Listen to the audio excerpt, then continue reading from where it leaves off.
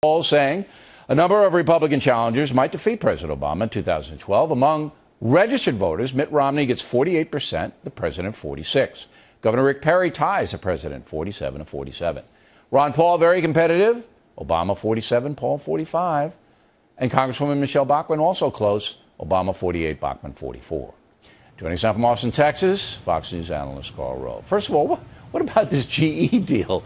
I mean, is it me? Is it me, Mr. Rove? You can tell me. Is it me? Yeah.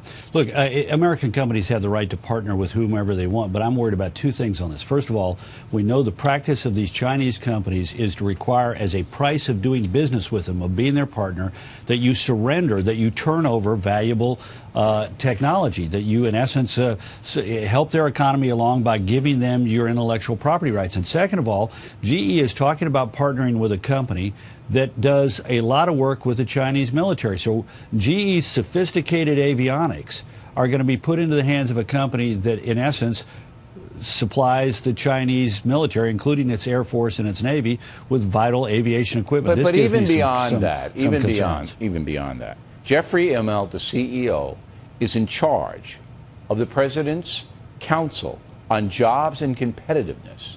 This takes jobs overseas to China, and it makes China more competitive against Boeing. Yeah. Look. Wait. Think about it for a minute. I got it. But are you surprised that this administration is so tone deaf on this? But how blatant remember, is this is the administration. Wait. This is a big this administration deal. Tried to put. This is a big deal. But look, just remember, this is the top guy, and he takes the jobs and the competitiveness and ships it over to China. Be calm. It's you know, we're going to get you some yoga lessons. Remember, this administration that tried to put 3 people in the cabinet who didn't pay their federal income taxes. So why are you surprised that they've got somebody in charge of their jobs panel who's busy shipping jobs over to China? This is not the first example. They recently named another. The GE recently announced that it was going to take part of their medical equipment division and move it to China. So yeah, look, the administration's tone deaf on this. I wish that.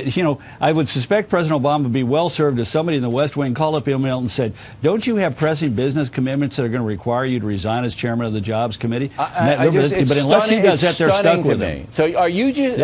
Sure. See, I want to get to the bottom of this. This is important.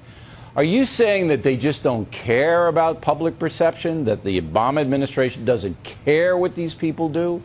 I mean, I don't understand. I think it's worse than that. I think it's worse than that. I don't think these people are as good as they think they are. I don't think they think this is a problem. I don't think they see Jeffrey Immelt as anything other than a conduit for them to the Fortune 100, Fortune 500 community of CEOs whom they can muscle for campaign contributions and backdrops for economic venues. I'll tell you what. I know the mainstream media has not reported this. The Washington Post did some reporting on it, to be fair. But it is so outrageous and so hypocritical and so unnecessary that that's why I'm making a big deal out of it. Now, I want to get to Rick Perry for me. You're a Texan, and obviously he's a Texas Republican. You know the guy. You don't really like him, do you? No, I do like him. Look, hey, I'm the guy who helped. I was one of 2 people who went to him in 1989 and convinced him to switch parties and become Republican. I handled his first 2 campaigns for Agriculture Commissioner in 1994. And when he ran for Lieutenant Governor in 98, and my hands were full with President Bush, then Governor Bush's reelection campaign, I'm the guy who suggested to him who ought to be on his team. It's still there today. You know, there's a lot of analysis in here. What are your reservations? Yeah, look. Here's my deal. Fox asked me to come on and be an analyst. Mr. Murdoch pays you, and he pays me, and he pays us both for speaking our minds. And I thought, frankly, it did not help Governor Perry's cause to come on and accuse the Federal Reserve Board chairman of being guilty of a crime punishable by death, and then to add to it by saying, "quote we would treat him ugly in Texas," which is itself an ugly comment. And I was critical of the comment, and in a way to hopefully to discourage him from going down that path again. He wisely, the next day, was given a chance by the New York Times to repeat the charge and didn't. And I thought that was smart.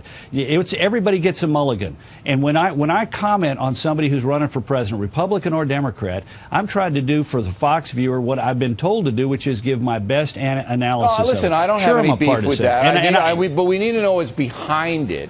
Would you be happy if Governor Perry got the Republican nomination? Would that make you happy? I'm going to be working zealously for whoever the Republican nominee is on my private time.